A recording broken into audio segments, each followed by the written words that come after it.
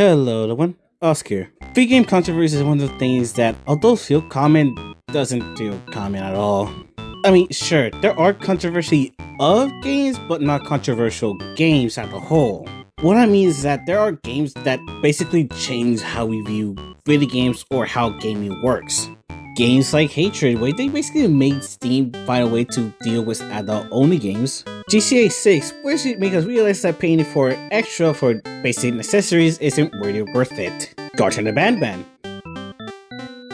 There's no reason, I just really want to add Garten the Banban to this list. And that's what I'm planning to talk about. 3 controversial games.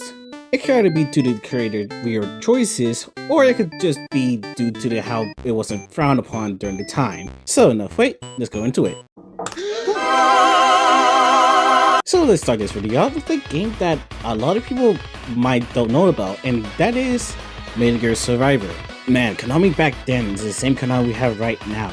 They're probably the worst company we have ever seen, if not second worst next to EA. Having some bad working conditions that basically makes you feel like basically this is 1984. Willing to false copyright claim at a point where hashtag fuck Konami was the most popular hashtag during that time. And probably the most memorable thing that they have ever done is by making some weird games decisions that basically affect the company to this day.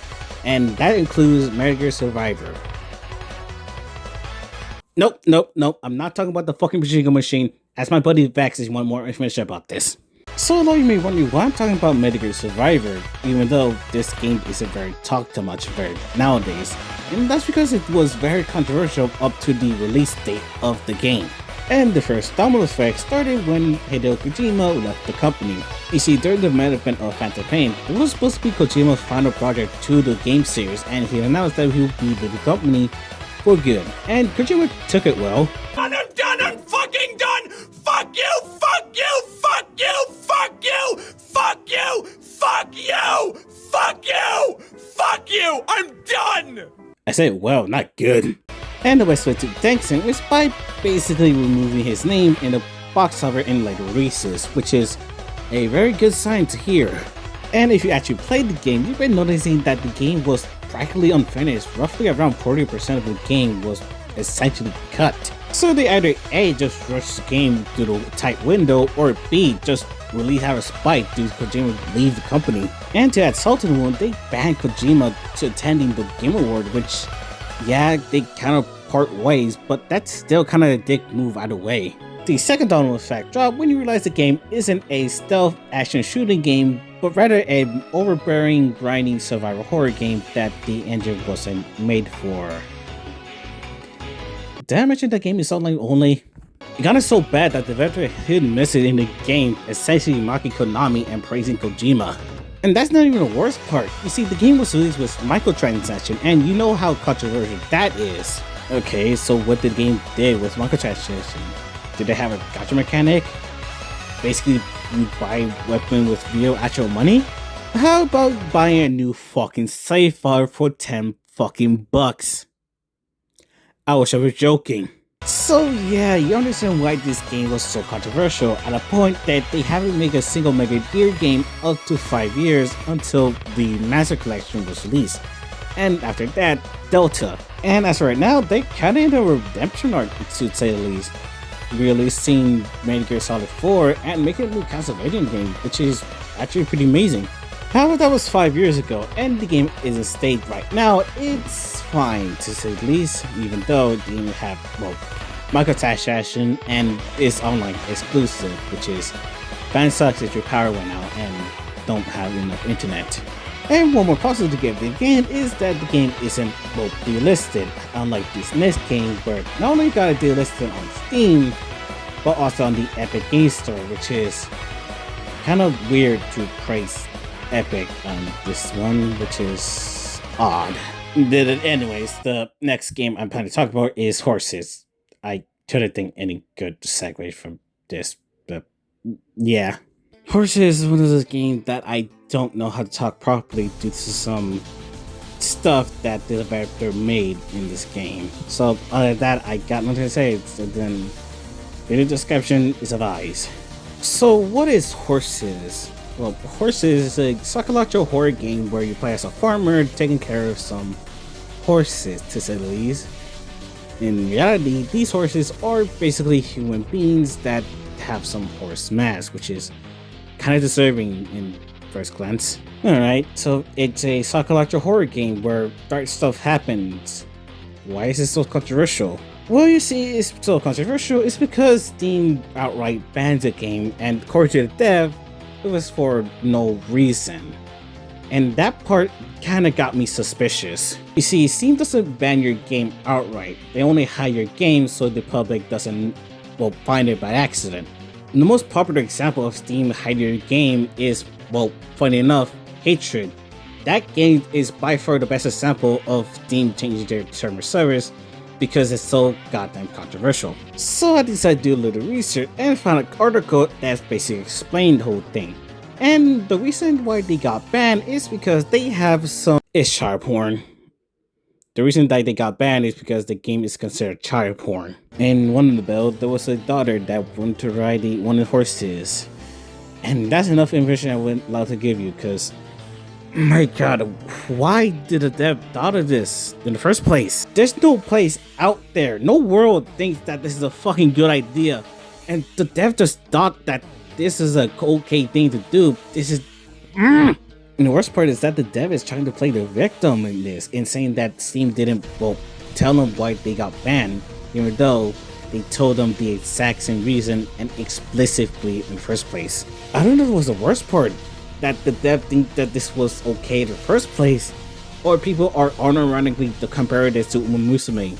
You know, the same anime that have girls that based on actual fucking horses. So yeah, that was horses. By far the most recent example of a controversial game, due to the developer doesn't know what the fuck boundary is. But what if it's a game that does use shock value, and not only for a good example, but also for proving a point? And if you're familiar with my content, you already know what game I'm talking about. And that game is Harvester. So a lot of you may wonder why a game like Harvester is much higher than, well, horses. And that's because, well, unlike horses, it was very controversial during the time and still is to an extent. Alright, I'm getting ahead of myself. So what is Harvester and why was it so controversial? Harvester is a 1996 point-and-click adventure game that is very notorious to be an extremely dark and very graphical game that have ever been made. And the reason why they did that is because it was trying to be the first rated M game will be made. Aha! See, that's what my title isn't clickbait, it was true all along. Even though the game was supposed to release in 1994, but due to some delays and some botched marketing, it was, well, released in 1996, which is bad.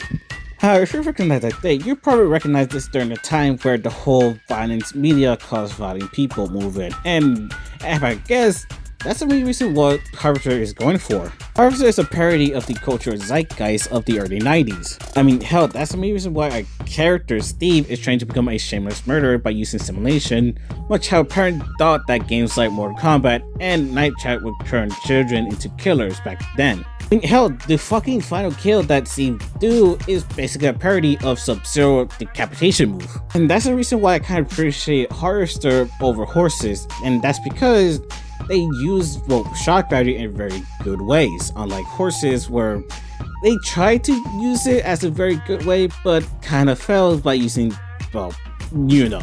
And funny enough, the best way I could compare it to is Postal. Those two games are very comparable. Those two are very violent, comedic, and very satirical. And, well, very like, well, Postal, killing does have some very consequences. However, unlike Postal, where you got the entire, well, police force on you, you just straight up die. And also they try to criticize the, well, many hypocrisy that America have.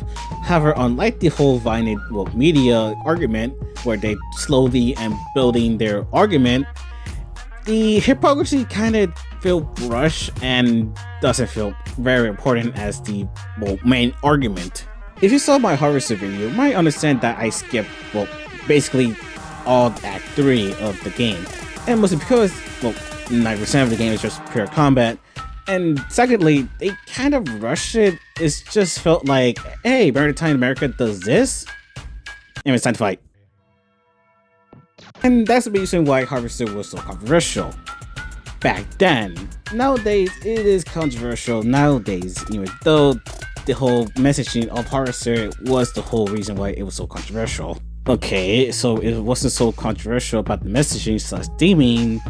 Why is it so controversial nowadays?